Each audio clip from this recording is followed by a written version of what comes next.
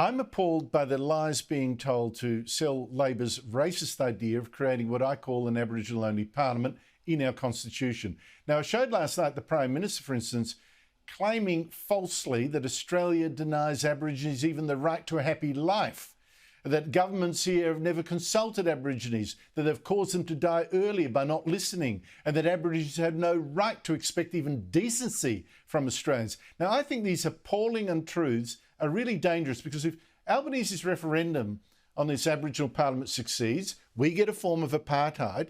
But if it fails, Albanese has now encouraged people to think it's just more proof of the shocking racism that he sees operating right to this very moment. The results, I fear, could be explosive. Well, Andrew, I think that analysis is basically correct. I give Albanese some credit for producing the most modest proposal that you could get out of this amalgam of identity politics and madness which has gripped this discussion over the last few years. Almost everything said about this ridiculous proposal is untrue, including by most of its woke supporters in the white commentariat. It's not true that Australian governments have not consulted Aborigines. That's just ridiculous. I wrote a column today opposing this proposal on first principles, but we went through the whole exercise of establishing the Aboriginal and Torres Strait Islanders Commission, and there are a million mechanisms of consultation today. So almost everything that's said about it, I mean, to Albanese's credit, the modesty of his proposal is that Parliament would design and determine what this voice could do and who sat on it and everything. But if it can do that, then it could do that tomorrow. So if there is some gap in consultation, then just set the thing up tomorrow and don't go anywhere near the Constitution.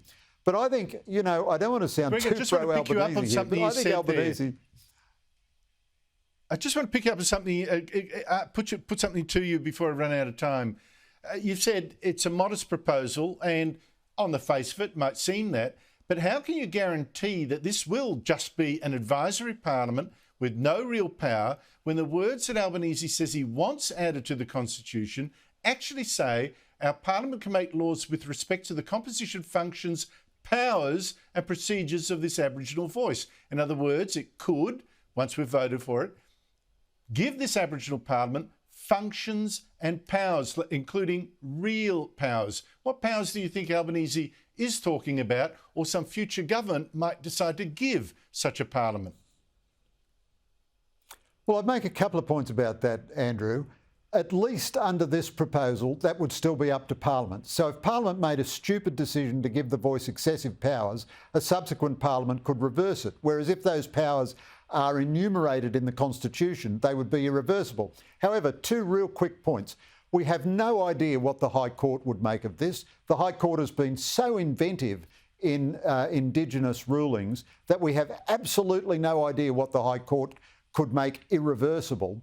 But secondly, whereas I would persist in giving Albanese some credit for getting the least terrible version of this this very bad proposal that he can, why has the Liberal Party not simply opposed the idea of a race-based provision in principle? We're still getting both Peter Dutton and David Littleproud and all the rest of them saying we want to see the detail. You don't need any detail about a race-based provision in the Constitution to oppose race-based provisions in principle. And in my opinion, the failure of the Liberals to do this Greg, is what has led us into this madness. No, you're being unfair. They want to see exactly how racist they should be. Give them some credit. How racist and how dangerously racist will this be? We'll be a little bit racist, but we won't go the whole hog. I mean, it's just nuts. Greg Sheridan, your piece today, magnificent. Thank you so much for your time.